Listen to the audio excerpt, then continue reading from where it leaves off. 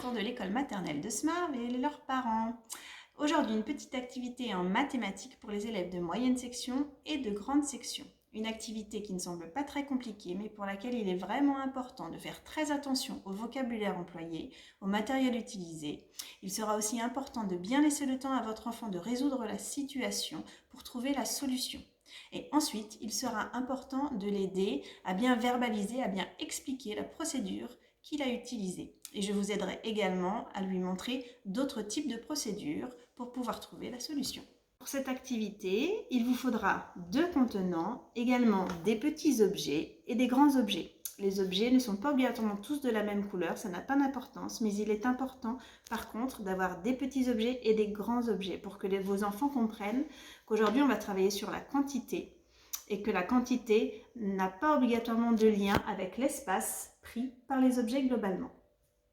Donc vous allez mettre dans chacun des contenants des objets. Les petits objets dans le premier, par exemple une petite collection pour les élèves de moyenne section, et puis une autre collection, les grands objets, dans le deuxième contenant.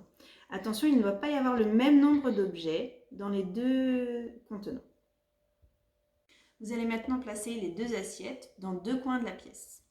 Vous allez demander à votre enfant d'aller voir dans les assiettes pour vous dire s'il y a plus de petits objets ou bien s'il y a plus de grands objets. Ils peuvent déplacer les objets dans les assiettes, mais ils ne peuvent pas déplacer les assiettes.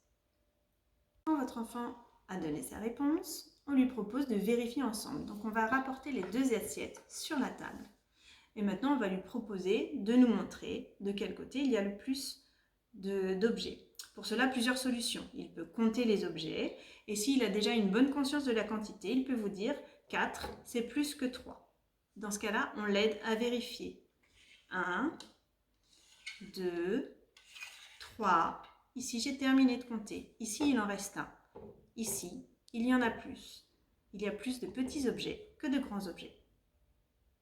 Cette activité est à refaire plusieurs fois en changeant les quantités. Il est intéressant qu'à certains moments, en effet, les petits objets soient plus nombreux que les gros pour qu'ils puissent comprendre que ce n'est pas la collection qui prend le plus de volume qui sera la collection la plus importante.